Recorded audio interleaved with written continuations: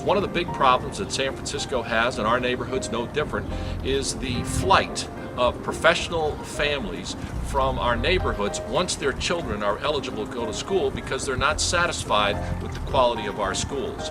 And as a result, our schools are de facto segregated with mostly minorities, and the young white families have simply left our city. That's not healthy for any neighborhood. It's not healthy for any city. One day I was walking with Molly Brown and found Jennifer, who lives right over there in the gray house. He was asking a lot about what it would take young families to stay in the city and why there are so many of us young families leaving.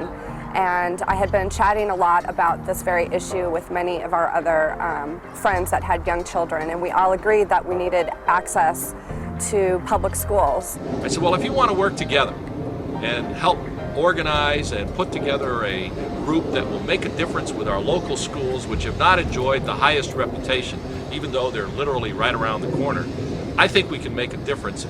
And so with Jennifer and Dina's leadership, we started putting together an organization which has now grown to be a very strong and effective organization in trying to make a difference with our neighborhood schools.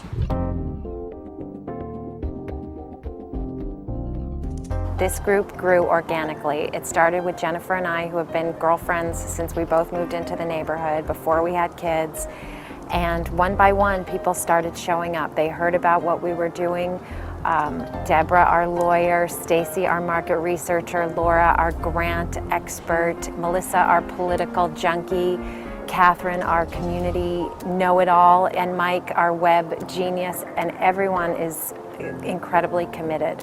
When we found out that Daniel Webster was going to be on the closure list from San Francisco Unified School District, we rallied our incredible parent community in Potrero Hill to save the school from closure. We got incredible media support in print and radio and television, and had really tremendous support from our local merchants as well as our politicians. In the end, the vote that we got from the Board of Education was pretty overwhelming. They all voted in favor of saving Daniel Webster. So once we got that good news, the real work began. And because Daniel Webster does have low enrollment, we unveiled a two-part plan to the Board of Ed and the district. The first part of our plan, which we're working on immediately, is to open a preschool on the campus of Daniel Webster. So that we can get families comfortable with being on campus and getting to know the educators and the faculty and the student body and the other families. So that it becomes really a natural feeder to that elementary school. We are working together, Mission Neighborhood Centers is working together with the parents of Potrero Hill to introduce a preschool at the Daniel Webster Elementary School facility. And it will be a modeled preschool as far as we're concerned. It will be a Spanish immersion preschool that will provide services not just to the residents of Potrero Hill, but will include children of other communities who are low income. Mission Neighborhood Center is important because they have expertise in developing child development programs. They also care about providing services for the southeast sector of San Francisco, and they want to work with us to provide access for middle-class families to have preschool in their neighborhood, so they're a perfect partner for us. Tuna fish, splashing through the water. Tuna fish, tuna fish. The preschool itself will be a good, high-quality program, and we're looking at having a dual immersion type of model where children can learn Spanish and English at the same time, and children will become fully bilingual by the end of their experience. Bilingual education is important to me because of all of the recent studies that have been put out that it increases a child's capacity to learn mathematics, science.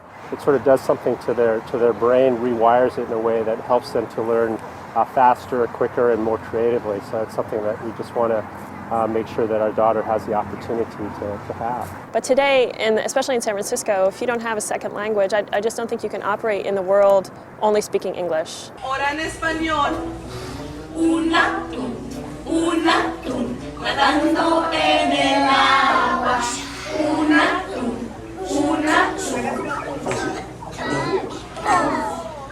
Oh no, fue comido.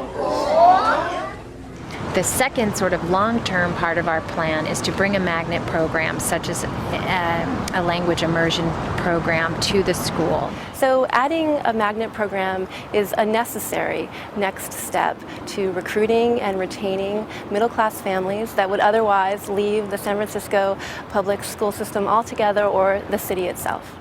The most successful school that I have seen in the district are the ones that have a strong partnership with the parents, and the parents are there supporting the education for the children, and also there is a strong academic programs that are happening in the classrooms. Well, it's critical that we now move to the next step. We've organized, we've convinced the school board that we can do the job, we're moving to do the job, and now we need to raise the money that will improve the physical plant that is necessary for the kind of preschool that will make a difference, as well as the school itself. And we're looking for help from every area that we can in order to accomplish this. In order to raise the money that we need, we established the Potrero Residence Education Fund at the San Francisco Foundation. The Potrero Residence Education Fund is a way for people to make tax-deductible donations to support educational initiatives on Potrero Hill. We're looking to our neighborhood to support us, and also to major foundations that are in the San Francisco area to help support the school as well. The money that we raise will be used to supplement the local school budgets to provide additional programming that is not currently adequately funded by the state. For example, tutoring programs, sports programs, art, music, things that are not currently available to the children in these schools. So what we need is to expand our tutorial programs, going from 2nd to 4th grade and year-round. If we would like to provide the best education that we can, we also need to think about the art programs. I believe that there are so many young children on this side of the city that to close elementary schools in the southeastern section of San Francisco is poor planning. There's going to be so much need, and elementary schools in particular, parents really want proximity. I do. I would like to walk my child to school.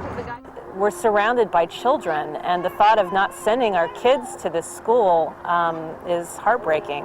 What makes this movement between Potrero Hill parents and Mission Neighborhood Centers important and significant is that we're not just looking at a school remaining open or introducing a preschool, but rather changing the school so that it transcends beyond its current state and provides quality education to all. We can have great public schools on Potrero Hill, but the community needs to come together. We need community members to volunteer in the local schools. We need local residents, merchants, corporations, foundations to put their money behind this project and help us build a fund that will supplement the budget of our local schools so that we can have the high quality programming that will draw families back into the public schools. We all believe in the public schools because we believe that this is really the foundation of our democracy. Public schools that reflect the diversity of our neighborhood, our community, and our city, and we believe that within a few years we're going to be able to do that if we get the kind of help we're looking for.